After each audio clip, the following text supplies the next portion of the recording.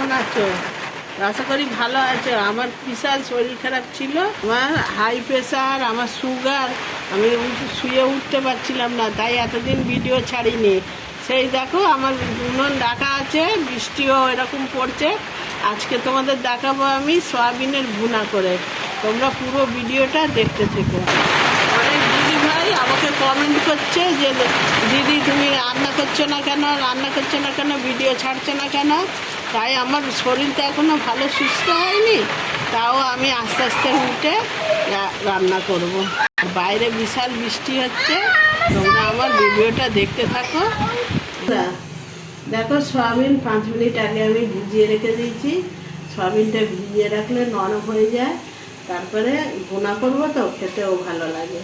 বন্ধুরা, কড়া গরম হয়ে গেছে, কড়ার মধ্যে সরিষার তেল দিয়ে দিলাম। কড়াইয়ে তেল গরম হয়ে গেছে, এবার সয়াবিনগুলো এইভাবে চেপে চেপে আমি ভেজে নেব। দেখো বন্ধুরা, এইভাবে চেপে চেপে পুরো জলটা বার করে নিচ্ছি। এই যে নিয়ে ভাজা করে নেবো, একদম সুন্দর করে ভাজা করে নেবো।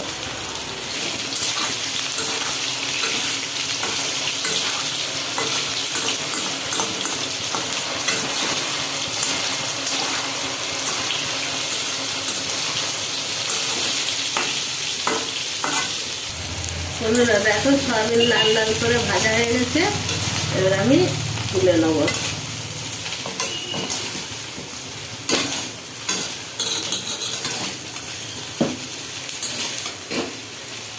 বন্ধুরা, ওই কড়ার মধ্যে সরিষার তেল দিয়ে দিলাম।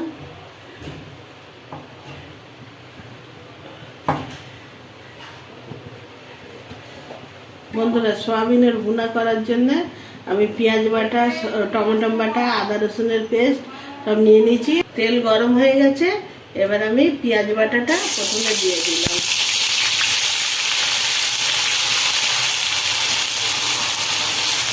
যেহেতু সয়াবিনের ভুনা করবো, পরিমাণ মতন পেঁয়াজ বাটা দিয়ে দিলাম।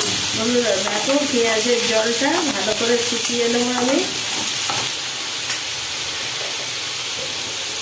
বন্ধুরা দেখো, 2 চামচ আদা রসুনের বাটা দিয়ে দিলাম। এর সাথে সাথে দিয়ে দেবো কটা কাঁচা লঙ্কা গোটা। বন্ধুরা, কাঁচা লঙ্কাটা দিলে না তরকারিটা খেতে খুব দারুণ হয়।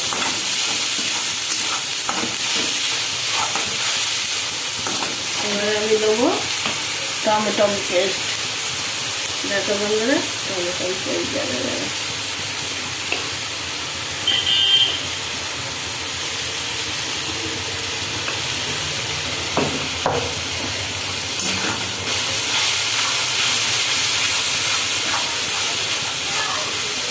বন্ধুরা দেখো, মশলা ভালো করে আমি ভাজা করে নিয়েছি। দেখো তেল ছেড়ে গেছে, এবারে আমি আলু কটা দিয়ে দেবো। আলু দিয়ে করবো, আর তার সাথে সাথে মশলাও দিতে থাকবো।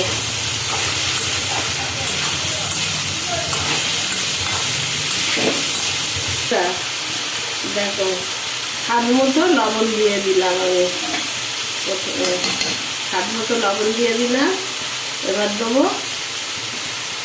হলুদ গুঁড়ো, পরিমাণ মতো হলুদ গুঁড়ো দিয়ে দিলাম। লঙ্কা গুঁড়ো 1 চামচ দিলাম, কাঁচা লঙ্কা দিয়েছি তো।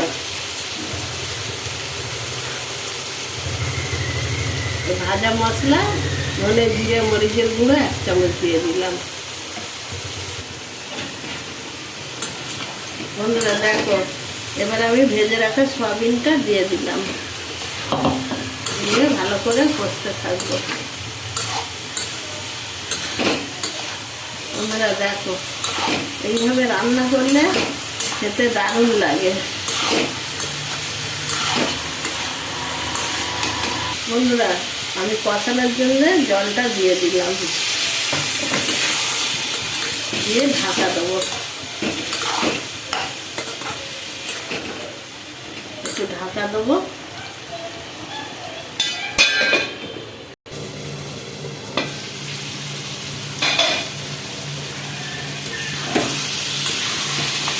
বন্ধুরা সয়াবিনটা ভালো করে কষিয়ে নেবো। দেখো বন্ধুরা, দেখো বন্ধুরা, একদম মাংসের মতন কষানো হয়েছে। দেখো কালারটা দেখেছ, সুন্দর কালার হয়েছে। এবার একটা আমি গরম জল দিয়ে দেবো। গরম জল দিলে তরকারি স্বাদ বাড়ে। বেশি জল দেবো না, যাতে যেহেতু সয়াবিন ভুনা করবো তো জলটা আমার বেশি লাগবে না। দেখি আলু বলে গেছে, আলু বলে গেছে। শুকিয়ে গেলে আমি তরকারিটা নামিয়ে নেবো। বন্ধুরা দেখো সয়াবিনের ভুনা হয়ে গেছে। এবার আমি ওপর থেকে ঘি দিয়ে দিলাম, একটু ছড়িয়ে, ভালো খাবার ঘি ছড়িয়ে দিলাম।